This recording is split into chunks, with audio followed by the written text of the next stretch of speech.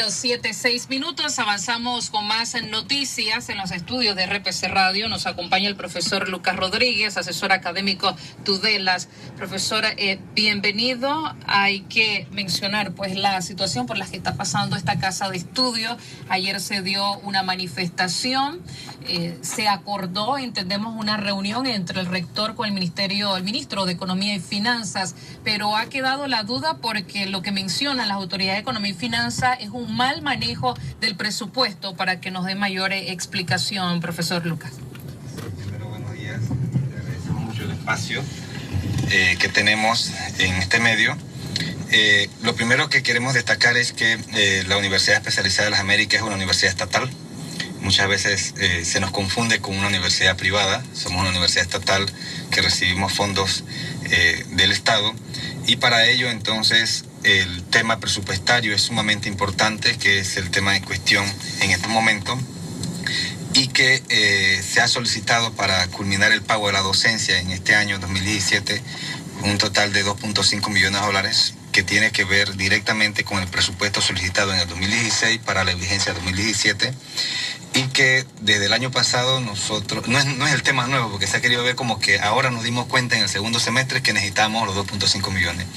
Y sabemos que en materia de gestión presupuestaria en el Estado, las vistas presupuestarias se empiezan a mirar prácticamente en el primer trimestre del año anterior, la vista presupuestaria la siguiente vigencia. Y de aquel momento nosotros solicitamos alrededor de superior a los $6 millones para el gasto de la docencia para el 2017, tomando en cuenta algunos factores, como por ejemplo que la universidad está aumentando a un 9% de crecimiento anualmente. Es una universidad que tiene incluso nuevas carreras y que implica también la contratación de nuevos profesores, de asignaturas que se dan por primera vez en la universidad. Por lo tanto, implica la vinculación de profesionales especialistas, y estoy hablando de carreras, por ejemplo, como radiología médica, que son carreras que en coordinación con el MINSA y otras organizaciones de salud del Estado han considerado que se necesitan, y la universidad ha aperturado las ofertas académicas para garantizar profesionales en esa área de conocimiento.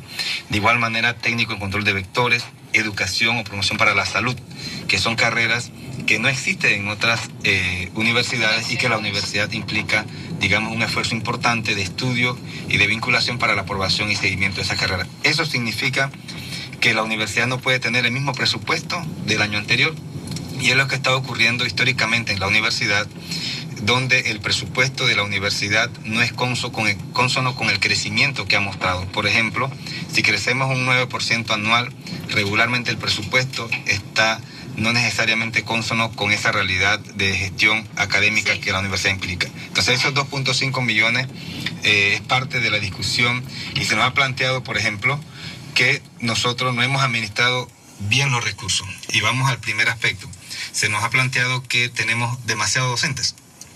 Sí, hay una sobrepoblación de docentes. Escuchado de las autoridades del MEA. Correcto. Entonces, sobre ese primer tema es importante aclarar lo siguiente. Incluso nosotros, por ejemplo, tenemos una cantidad total de docentes de 12.000 estudiantes, y tenemos alrededor de 1.400 docentes. ¿Qué es lo que ocurre en ese sentido?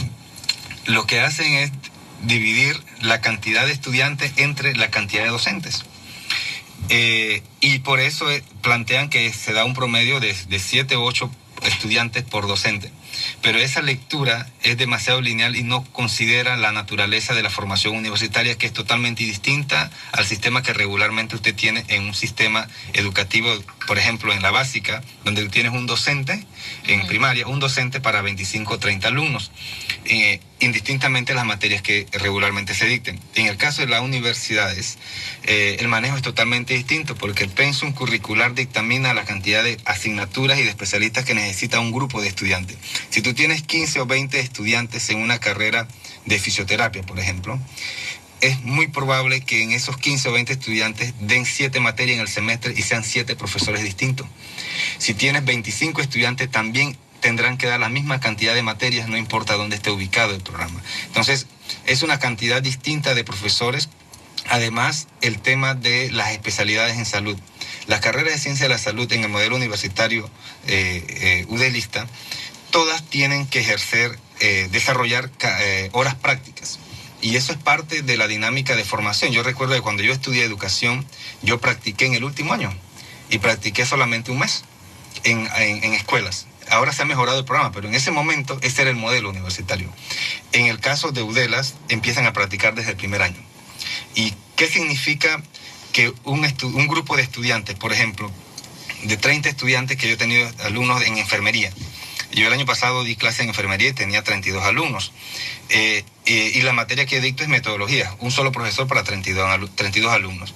No obstante, cuando esos estudiantes llegan a la materia de prácticas, por convenios establecidos con el MINSA, se plantea que por cada hasta 5 estudiantes debe haber un profesor de práctica responsable en el centro de práctica para que le dé la tutoría y el acompañamiento correspondiente. ¿Eso qué significa? Que ese grupo, que conmigo fue solo un profesor, se transfiere a 5 o 6 profesores. Claro, porque se dividen, ¿no? Claro, porque son escenarios distintos. Ahora, aquí se garantiza entonces la excelencia de lo que ustedes están preparando en UDELAS, los profesionales. Sí, y precisamente ahí es un poco también nuestra discusión, que se nos ha comparado con una universidad particular, que no tenemos nada en contra de una universidad particular. Es más, todos estamos del mismo lado formando a profesionales de diversos sectores en áreas del país. Pero lo más importante para nosotros es garantizar que nuestro modelo universitario no necesariamente es igual a los otros modelos universitarios de otras instituciones. Entonces, claro, es probable que una universidad del Estado debiera ser comparable desde el punto de vista de su estructura, funcionamiento y áreas de desarrollo, así como servicio, con otra universidad del Estado. Entonces, nosotros, por ejemplo, en promedio, en las 4 facultades que tenemos, en Biociencia y Salud Pública, por ejemplo, carreras activas tenemos 6, y en promedio en toda su carrera los chicos hacen 666 horas de práctica.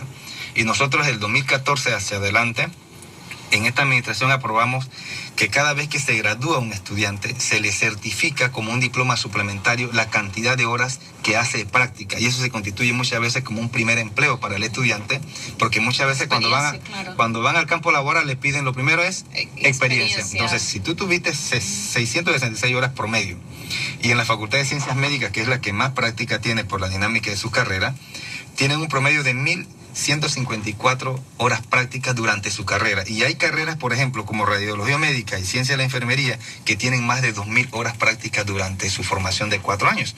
Entonces, significa que el estudiante constantemente está en los hospitales, en los centros médicos, en los centros. Sí, lo hemos visto. Y si son de educación, están en las escuelas, en los COIF, en el IPE, en diferentes carreras. Entonces, las otras 2 facultades en educación y pedagogía, por ejemplo, tienen 521 promedio de carreras en su formación, y en educación social y desarrollo humano 519. De manera que el modelo universitario implica que tiene una carga muy importante de horas prácticas, y los profesores que atienden esas materias, regularmente nosotros no le asumimos transporte para que ellos vayan a supervisar las prácticas.